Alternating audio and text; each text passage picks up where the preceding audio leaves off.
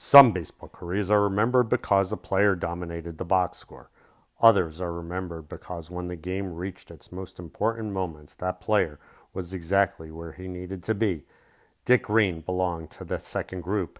He was the second baseman for the Oakland Athletics during one of the great championship runs in baseball history. A player whose value was often found not in the spectacular swing, but in the great pivot, the quick decision, the relay throw, the double play.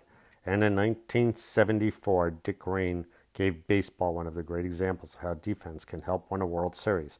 Green grew up in South Dakota and was good enough as a high school quarterback to receive a football scholarship offer from Michigan State, but baseball won. The Kansas City Athletics signed him before the 1960 season, and after several years in the minor leagues, he reached the majors late in 1963. By 1964, Green was the Athletics' regular second baseman. He immediately established the kind of reputation that would follow him for the rest of his career. Reliable, steady, smart around the bag. Green could hit a little too.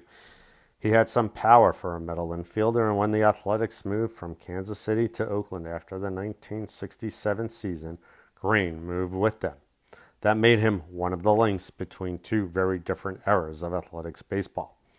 He had been there when the franchise was struggling in Kansas City. Now he was there as something remarkable began to form in Oakland. By the late 1970s, the Athletics were becoming loaded with personality and talent. Reggie Jackson, Catfish Hunter, Vida Blue, Sal Bando, Joe Rudi, Raleigh Fingers, Gene Tennis. It became one of baseball's most colorful teams. Mustaches, arguments, big personalities, and owner Charlie Finley, who seemed capable of creating controversy at almost any moment.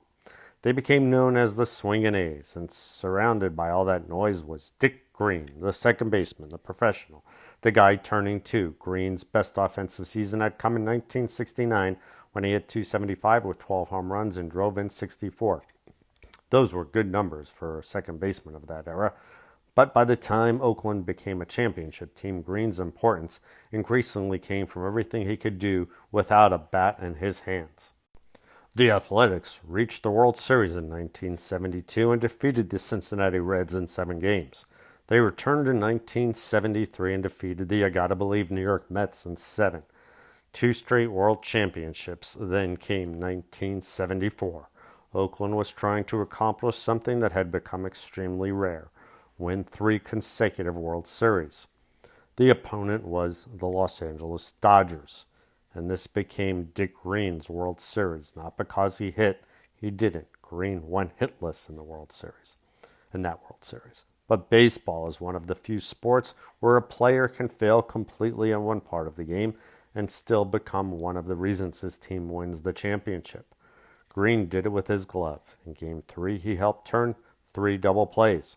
2 began with Green catching line drives and doubling runners off base. Then, with Oakland protecting a 1-run lead in the 9th inning, Green was involved in the double play that ended the game. The next night, Game 4 ended with another double play started by Green. But his defining moment came in Game 5. Oakland led the Dodgers 3 games to one and was trying to finish the series at home. The A's held a 3-2 lead in the 8th inning. Bill Buckner, yes, that Bill Buckner, came to the plate for Los Angeles. Buckner lined the ball into the outfield. The tying one was now racing around the bases. Joe Rudi got the ball back into the infield.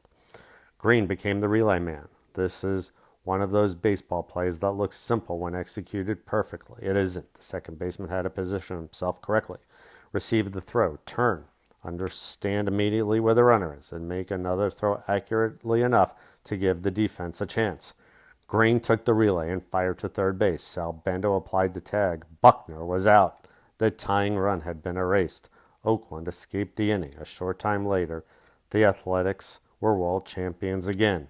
3 straight: 1972, 1973, 1974. Dick Green had been the second baseman for all 3.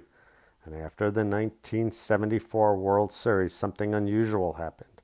Green received the Babe Ruth Award, recognizing the outstanding player of the postseason. A man who had gone hitless in the World Series was honored for helping to win it. That tells you almost everything you need to know about Dick Green. Baseball noticed the defense. It noticed the positioning. It noticed the double plays. It noticed the relay throw. It noticed all the things that can disappear when we look only at batting averages and home runs. And then Green walked away. Before the 1975 season, Oakland released him. He could have tried to continue somewhere else. Instead, at 33 years of age, Dick Green retired from baseball and went back to work in his family's moving business. 12 major league seasons, all with one franchise, Kansas City Athletics, Oakland Athletics. He had arrived when they were an ordinary baseball team. He left after they became a dynasty. Dick Green was never the biggest star of the Swingin' A's. That team had plenty of stars, but championships are rarely built entirely by stars. Somebody has to make the relay throw. Somebody has to be standing in exactly the right place. And somebody has to turn too. And sometimes when a World Series is hanging in the balance, the player who hasn't gotten a hit can still be one of the most important players on the field. That was Dick Green. I'm Mr. Baseball, and this has been Players, a Smell Baseball podcast.